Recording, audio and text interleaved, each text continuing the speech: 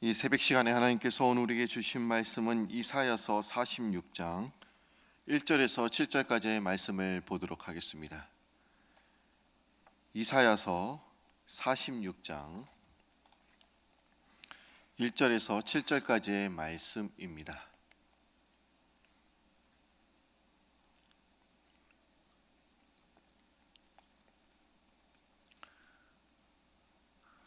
하나님께서 이 새벽 시간에 주신 말씀은 이사야서 46장 1절에서 7절까지의 말씀입니다.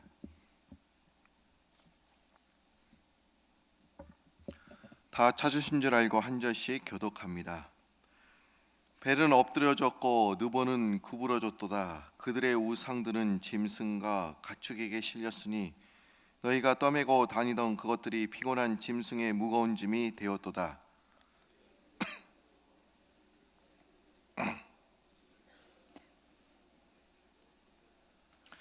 야곱의 집이여, 이스라엘 집에 남아있는 모든 자여, 내게 들을지어다.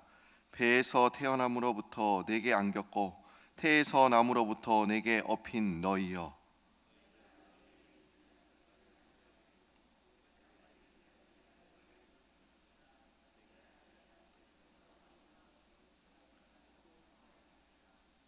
너희가 나를 누구에게 비기며 누구와 짝하며 누구와 비교하여 서로 같다 하겠느냐?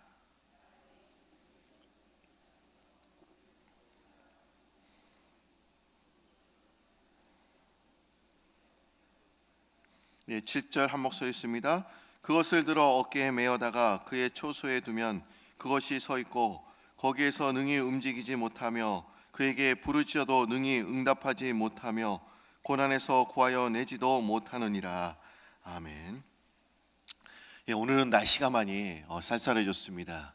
예, 그렇죠? 예, 지난 주만 해도 봄이 왔다 우리가 이렇게 말하기도 무섭게 또 날씨가 온도가 많이 내려갔습니다. 그렇지만 또 하나님께서는 오늘 또 저희들에게 말씀으로 또 성령께서 은혜를 주셔서 우리의 마음을 또 따뜻하게 해 주실 줄 믿습니다.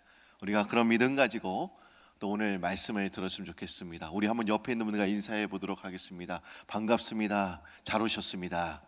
예.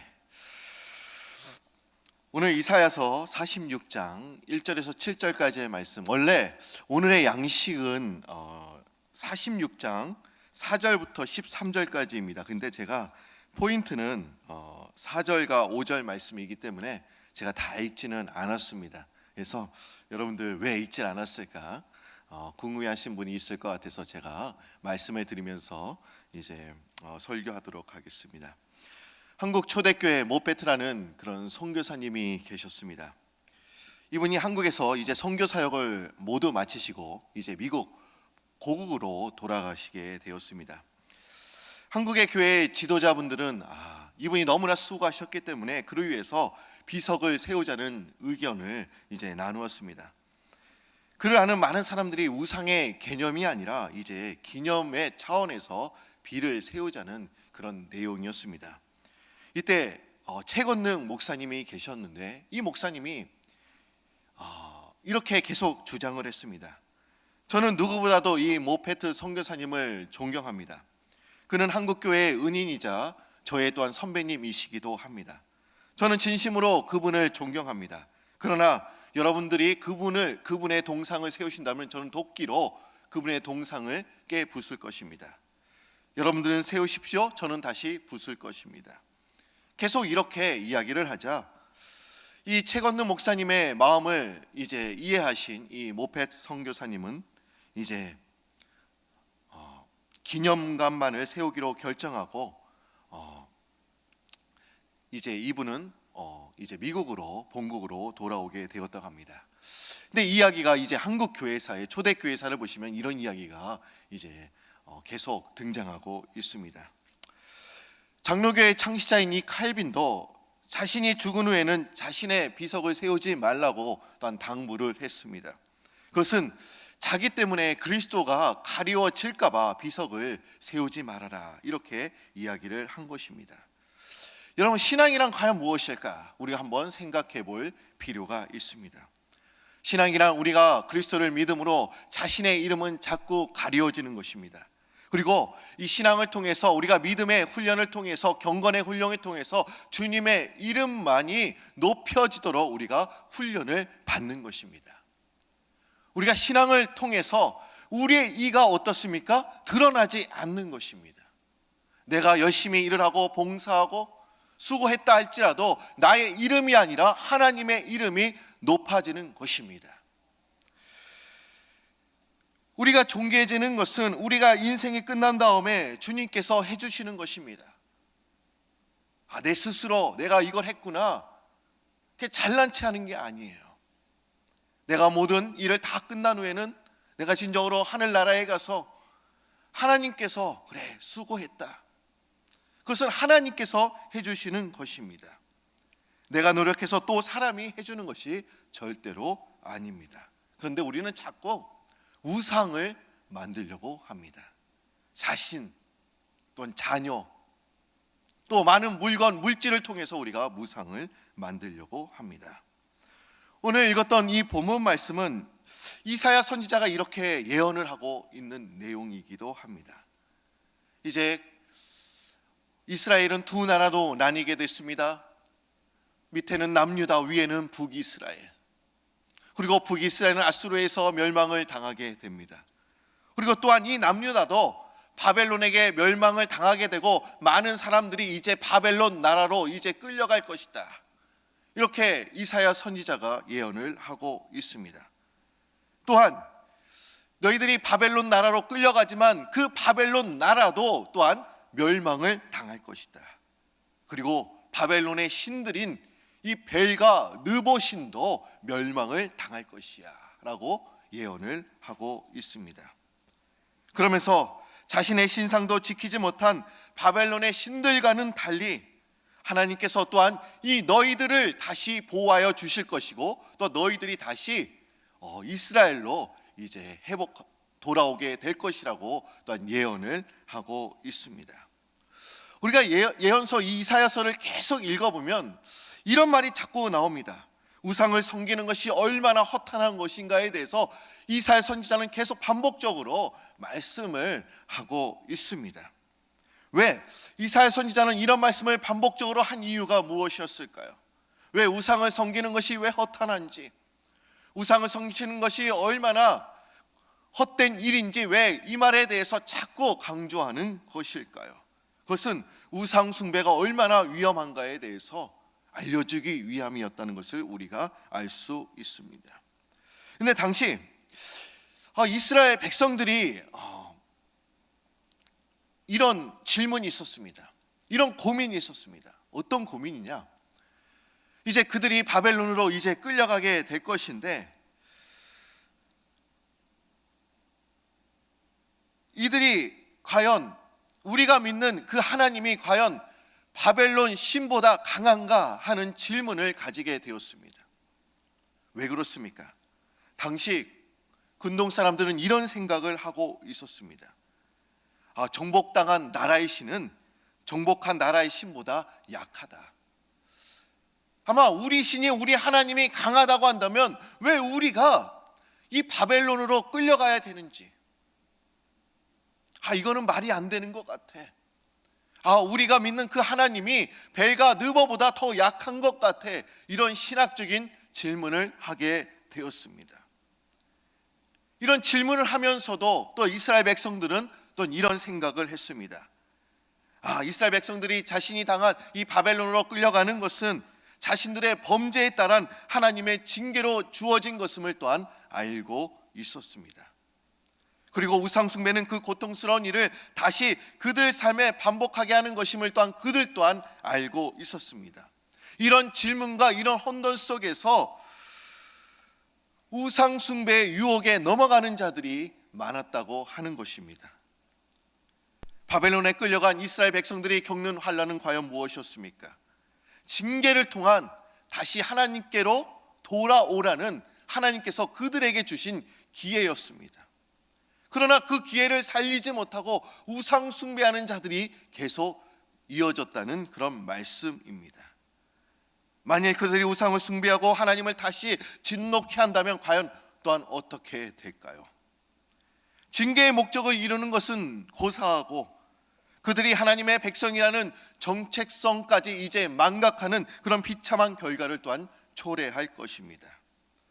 이에 하나님은 그들을 향해 장차 일어난 일을 이사야 선지자를 통해서 신앙적 미혹에 빠지지 말고 또한 우상 숭배라는 그런 범죄에 빠지지 않도록 지금 계속 이사야 선지자의 말씀을 통해서 지금 예언을 하고 있는 것입니다. 오늘 본문 말씀 이사야서 46장 1절과 2절 말씀을 보시면 우리가 우상의 실체에 대해서 우리가 알 수가 있습니다.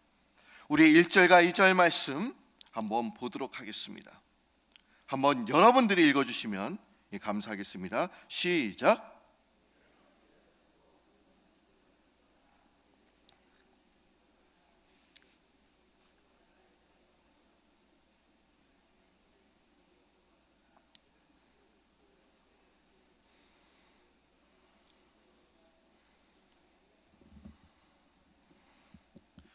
여기서 두 가지 신이 등장하죠. 어떤 신입니까? 벨과 느보라는 신이 등장합니다. 벨은 바벨론의 최고 신이었습니다. 마르둑의 별칭입니다. 또 이 느보는 어떤 신이냐? 지혜와 문학의 신이었습니다. 그리고 벨의 아들과 대언자로 여겨졌던 신이기도 합니다. 따라서 이 벨과 느보의 관계를 우리가 이렇게 볼 수가 있어요. 그리스 신화에 나오는 제우스와 헤르메스의 그 관계로 여러분들이 보시면 됩니다. 제우스를 최고의 신이라고 우리가 하지 않습니까? 또 헤르메스를 뭐예요? 지혜의 신. 벨과 느보의 이 신상들, 이 우상들은 이제 다른 곳으로 이동되었을 때 사람들의 어깨에 메어져서 이제 운반이 되었습니다. 그런데 바벨론이 이제 멸망을 당하게 됩니다. 페르시아 나라로부터 이제 멸망을 당하게 되는데 이제 그때는 이 신상들은 더 이상 고귀한 대접을 받지 못합니다. 마치 짐짝과 같이 취급이 되어서 짐승에게 지어져서 페르시아 나라로 이제 가게 됨을 오늘 본문에서 또한 이야기를 합니다. 그래서 2절 후반절 말씀을 다시 한번 보시면 이렇게 이야기를 하고 있죠. 그 짐을 구하여 내지 못하고 자기들도 잡혀갔느니라라고 말씀하고 있습니다. 지금 벨과 느보의 우상들은 지금 무능력함을 지금 보여주고 있는 것입니다. 여러분, 우상의 실상이 그렇다는 것입니다. 우상은 자기를 의지하는 사람들을 구원하지도 못합니다. 그들에게 아무런 도움을 주지 못합니다. 그들 자기 자신도 하나 간수하지 못함을 지금 이야기하고 있습니다. 그럼에도 불구하고 많은 사람들이 이 헛된 것을 믿고 따라가고 있다는 그런 말씀입니다. 지금 우상을 한 단어로 이야기를 하고 있습니다. 그것이 과연 무엇입니까? 제가 오늘 이거에 대해서 지금 이야기를 하려고 해요. 우상을 한 단어로 이야기한다면 오늘 본문에서는 이렇게 이야기합니다. 무거운 짐이다. 뭐라고요? 무거운 짐. 제가 어렸을 때 이사하면서 기억나는 것들이 참 많이 있어요. 저희 아버님은 이사하실 때 모든 짐을 어떻습니까? 다 가지고 가려고 하셔요. 근데 저희 어머니는 자꾸 버리려고 하십니다. 이러면서 의견 충돌이 있었던 것을 제가 기억합니다. 저도 지금 미국에 온 지 한 5년이 넘었습니다. 그런데 제가 이사를 2번 했습니다. 그리고 저도 미국에 올 때 이민 가방 2개를 이제 가지고 제가 들고 왔습니다. 그리고 제가 처음에 정착한 곳이 어디냐? 유저지 뉴브런스 위겟에 제가 정착을 하게 되었습니다. 근데 여러분, 뉴브런스 위겟은요, 이 유저지 중부 지역 아닙니까? 근데 제가 그때도 새벽 기도를 인도했어요. 그때는 새벽 기도가요 1주간이었습니다. 그러면 새벽 기도를 하려면 새벽 3시에 일어나야 했습니다. 그리고 3시 반에 이제 출발합니다. 그러면 한 5시 10분 되면 딱 여기 교회에 도착했어요. 그때 생각하면 제가 어떻게 새벽 기도를 했는지 모릅니다. 그리고 새벽 기도 끝나고 또 유저지 중부 지역까지 가려면 2시간 이상이 걸렸습니다. 제가 그거를 한 6개월 동안 했습니다. 그러면서 제가 너무 힘들어서 안 되겠다. 내가 그래도 공부하러 왔지만 새벽 기도를 해야 되니까. 그래서 제가 또 다시 이사 간 곳이 유저지 우드리지라는 곳입니다. 이곳은 지금 이 킨저 한 40분 정도 거리 시간이 걸려요. 근데 제가 이사를 가니까 얼마나 쓸모없는 물건들이 많은지. 근데 저도 마찬가지였습니다. 짐을 다 버리지 못했어요. 왜 우리가 이렇게 버리지 못하는 것일까요? 지금 당장은 필요 없지만 나중에는 필요할 것 같아서, 그리고 그 물건에 대한 향수가 또한 젖어 있기 때문에 우리가 쉽게 버리지 못하는 것 같습니다. 그러면서 제가 또한 이 뉴욕으로 이사 왔는데, 이 퀸즈에 이사 온 지도 이제 2년이 넘었습니다. 근데 저보고 이렇게 말씀하시는 분이 있어요. 아직도 유저지에 사시냐고. 여러분들이 말씀드립니다. 저 퀸즈에 이사 왔습니다. 근데 여기 또 퀸즈로 이사 왔는데 얼마나 많은 물건이 나오는지, 버릴 물건들이 많았음을 제가 알 수가 있습니다.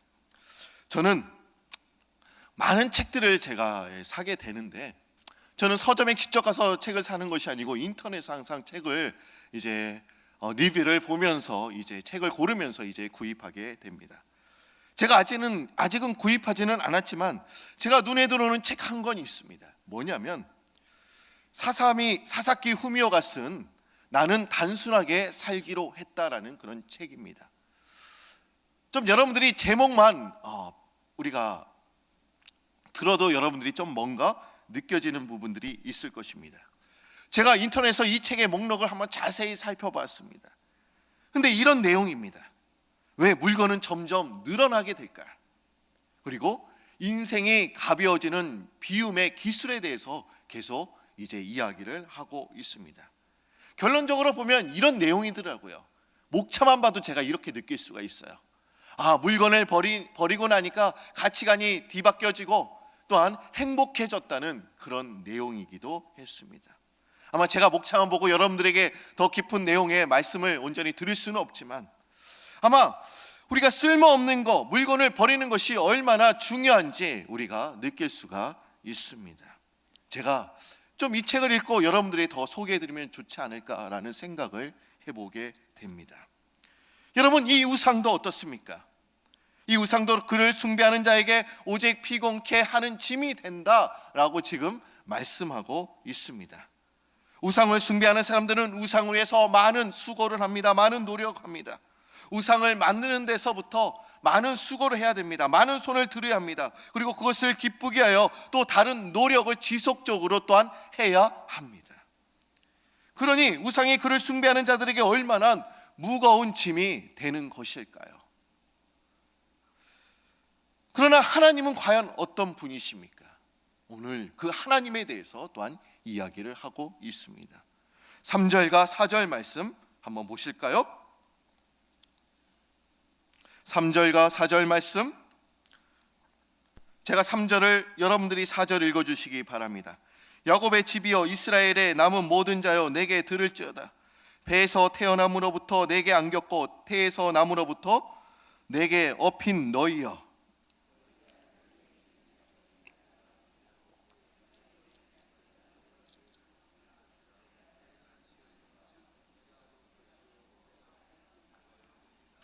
부모님들은 나이가 들어가시면서 자녀들에게 자신들이 짐이 된다, 이렇게 생각하시는 분들이 많이 계십니다. 독일의 철학가이며 작가인 이 게테도 노인에 대해서, 노년의 삶에 대해서 이런 유명한 말을 남겼습니다. 노인의 삶은 상실한 삶이다, 이렇게 이야기를 했어요. 이러면서 사람은 늙어가면서 5가지를 상실하며 살아간다고 이야기를 하고 있습니다. 그 첫 번째는 건강이고, 또 돈이고, 또 일, 그리고 친구, 그리고 꿈을 잃어버리면서 노년의 삶 자체가 상실의 삶이다라고 이야기를 하고 있습니다. 아마 나이 드신 분들은 이렇게 느끼실 거예요. 내가 들어가면서 나는 쓸모없는 그런 짐짝이야, 짐처럼 느껴지는 분들이 분명 많이 계실 것입니다. 우리도 자신을 짐처럼 생각할 수 있지만 하나님은 절대로 우리를 짐처럼 생각하지 않으신다라고 지금 말씀하고 있습니다. 오늘 4절이 키가 되는 말씀입니다. 다시 한번 읽어보시면, 너희가 노년에 이르기까지 내가 그리하겠고 백발이 되기까지 내가 너희를 품을 것이라. 내가 지었은즉 내가 없을 것이요 내가 품고 구하여 내리라라고 말씀하고 있습니다. 노년과 백발이 되기까지 우리를 품어주시겠다. 하나님께서는 이렇게 우리에게 말씀하고 계십니다. 나중에는 우상들이 어떻습니까? 처음에는 많은 사람들이 그 우상을 만들고 많은 수고를 하고 그에게 절해야 합니다. 그러나 이 나중에는 이 우상들이 짐짝처럼 여겨질 것이지만, 짐처럼 쓸모없는 연약한 우리들을 하나님께서는 어떻습니까? 품어주시고 또 구하여 주시고 돌보아 주신다라고 말씀하고 계십니다. 그러게 우리는 누구를 의지하며 따르면서 살아야 될까? 한번 여러분들이 질문해 보셔야 합니다. 우리가 이스라엘 역사의 입장에서 우리가 본다면 아마 출애굽은 그들의 아마 유학에 아마 해당이 될 것입니다. 그러나 바벨론의 포로로 끌려간 그들은 그 현재로 우리가 역사로 봤을 때는 아마 그들은 노년기에 해당된다고 또한 우리는 말할 수가 있을 것입니다. 따라서 하나님께서는 이 노년기에도 그들을 품겠다, 그들을 돌봐 주겠다. 비록 그들이 바벨론의 포로로 다 끌려가 있지만 하나님께서는 그들을 품고 계신다라는 것을 지금 우리에게 말씀하고 계시는 것입니다. 하나님은 한결같은 분이시라는 것을 오늘 말씀을 통해서 우리에게 계속 말씀하고 계시는 것이죠. 어떻습니까? A가 태어났을 때 여러분들 많이 기뻤을 거예요. 너무 귀엽지 않습니까? 그런데 아이가 커갑니다. 그러면서도 어떻습니까? 그래도 그 하는 짓이 조금 얄미워도 그래도 내 자식이니까 기쁘죠. 근데 노년이 되고 나이가 들어가면 쓸모없어. 우리가 이렇게 말하는 분은 없어요. 하나님이 그러시다는 것이죠. 오늘 시편 71편 말씀 오늘 읽지는 않았지만 71편의 말씀을 보시면 시편 기자는 이렇게 계속 이야기를 합니다. 늙을 때 나를 버리지 마시며 내 힘이 쇠약할 때 나를 떠나지 마소서. 하나님이여, 내가 늙어 백발이 될 때에도 나를 버리지 마시며 내가 주의 힘을 후대에 전하고 주의 능력을 장래 모든 사람에게 전하기까지 나를 버리지 마소서. 한번 이 말씀을 찾아볼까요? 시편 71편입니다.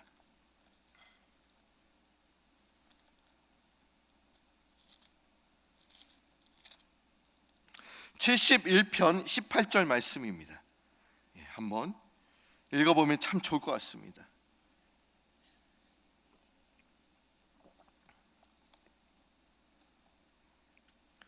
시편 71편 18절 말씀 우리 한 목소리 있습니다. 하나님이여, 내가 늙어 백발이 될 때에도 나를 버리지 마시며 내가 주의 힘을 후대에 전하고 주의 능력을 장래 모든 사람에게 전하기까지 나를 버리지 마소서.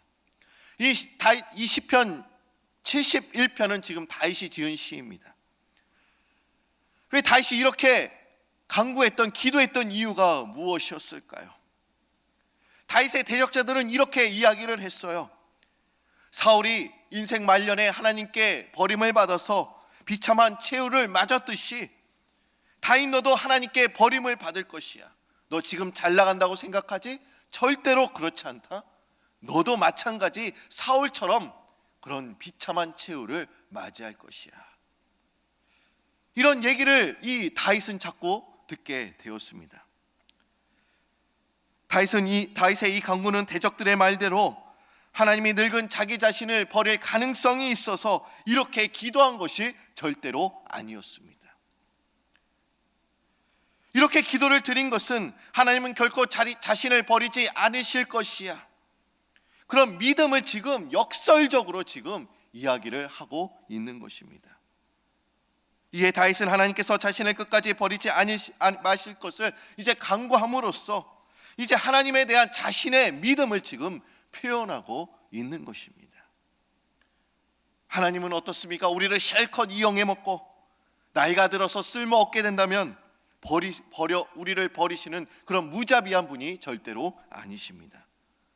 하나님은 우리가 연약하고 쓸모가 없다 할지라도 우리를 신실하게 우리를 지켜주시고 우리를 보호해 주시는 분이십니다. 우리가 그런 믿음을 가지고 나아가야 된다는 그런 말씀입니다. 우리를 절대로 짐처럼 생각하지 않으신다는 것입니다. 하나님의 백성은 절대로 버림을 받는 일이 절대로 없습니다. 지금은 고난 가운데 있습니다. 바벨론 포로로 끌려갔지만 다시 우리를 회복시켜 주신다는 그런 이야기입니다. 세상 사람들이 보기에는 일시적으로 하나님께 버림받은 것처럼 우리가 느낄 때가 있습니다. 하나님의 징계로 또는 하나님의 연단을 통해서 도저히 구원의 소망을 가질 수 있을지, 나는 지금 버림받은 것 같아, 그런 상황 가운데도 우리가 처할 수도 있다는 그런 이야기입니다. 그러나 하나님의 백성은 아무리 절망적인 상황 가운데서도 하나님은 절대로 버리시지 않는다는 그런 말씀입니다. 그러게 우리는 구원의 완성을 결코 의심할 필요가 없습니다. 결국 우리를 이끌어 주시고 우리를 구원해 주십니다. 로마서 4장 20절 21절 말씀을 읽고 제가 설교를 마치겠습니다. 바울 사도는 이렇게 우리에게 이야기를 합니다. 믿음이 없어 하나님의 약속을 의심하지 않고 믿음으로 견고하여져서 하나님께 영광을 돌리며 약속하신 그것을 또한 능히 이루실 줄을 확신하였으니라고 바울 사도는 고백하고 있습니다. 하나님의 약속을 의심하지 말아라. 믿음으로 견고해져라라고 우리에게 말씀하고 있습니다. 우리가 연약하고 쓸모없는 사람인다 할지라도 하나님의 약속은 신실하기 때문에 우리를 버리지 않으시고 우리를 끝까지 우리를 인도하여 주시고 또 우리가 구원을 완성할 수 있도록 도와주시는 분이 하나님 한 분이시라는 것을 여러분들이 깨닫고 내가 우상을 따라가는 것이 아니라 오직 하나님만을 믿고 따라가는 그런 여러분들이 되시기를 바랍니다. 오늘 제가 우상에 대해서 말씀을 드리면서 이 우상은 무거운 짐이다. 여러분들의 자녀들이 우상이 될 수 있습니다. 여러분들의 사업장이 우상이 될 수 있습니다. 여러분들이 소유하고 있는 그런 물질, 소유물이 또한 우상이 될 수 있습니다. 그것은 결국 여러분들이 나이가 들어가면 어떻습니까? 다 그건 무거운 짐이 되는 것입니다. 그거 가지고 갈 수가 없어요. 그러나 또한 여러분들 자신들도 이제 나이가 들어가면 많은 사람들에게 쓸모없는 사람이다, 우리가 이렇게 느껴질 때가 있습니다. 그러나 절대로 하나님은 우리를 보시고 쓸모없는 사람이다 이렇게 말씀하지 않으십니다. 너는 내가 가장 사랑스러운 아들이야, 자녀야 라고 항상 우리에게 말씀하고 계십니다. 오늘 말씀처럼 오늘 이사야서 4절 말씀, 너희가 노년에 이르기까지 내가 그리하겠고 백발이 되기까지 내가 너희를 품을 것이다. 우리가 노년 백발이 되기까지 우리를 품어주시는 그 하나님, 그 하나님만을 매일매일 의지하며 살아가는 여러분들이 되시기를 바랍니다. 다 같이 기도드립니다. 사랑의 하나님, 참 감사합니다. 이 금요일 이 새벽 시간에 우리를 또한 주의 전으로 불러주시고 또 이사야 46장의 말씀을 통해서 얼마나 우상이 거짓되고 허탄한 것인지 알게 하시니 참 감사합니다. 많은 사람들이 우상을 만들고 또 그 우상에 절을 하고 그 우상을 따라가며 헛된 수고를 하는 사람들이 얼마나 많은지 모릅니다. 우리 그리스도인들도 그럴 때가 너무나 많음을 고백합니다.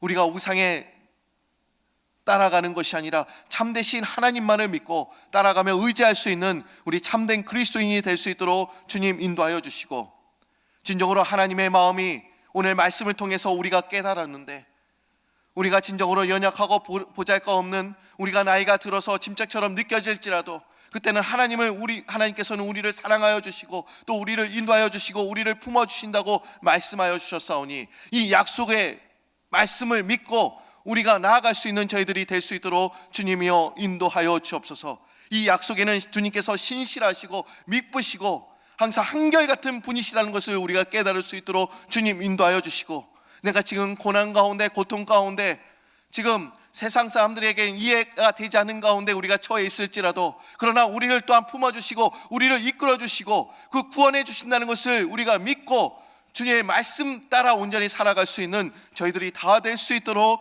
주님이여 인도하여 주시옵소서. 하나님, 이 프라미스 교회를 더욱더 사랑하여 주셔서 이 교회가 더욱더 말씀이 흥황하는 교회가 되게 하여 주시고, 기도하는 교회가 되게 하여 주시고, 성령 충만한 교회가 되게 하여 주시고, 주의 사명을 잘 붙들면서 온전히 선교에 힘쓰는 저희들이 다 될 수 있도록 주여 인도하여 주시옵소서. 지금 이 시간에도 아버지 스페인에서 주의 말씀을 전하시고 있는 우리 담임 목사님과 선교팀, 아버지 주님께서 붙들어 주시고 인도하여 주시고, 우리 담임 목사님 말씀을 전하실 때마다 피곤치 않도록 주님 인도하여 주시고, 또 다음 주에 또 무사히 또 뉴욕으로 돌아오실 수 있도록 주님께서 보호하여 주시옵소서. 저희들이 많은 기도 제목을 가지고 주님 이 성전에 나왔습니다.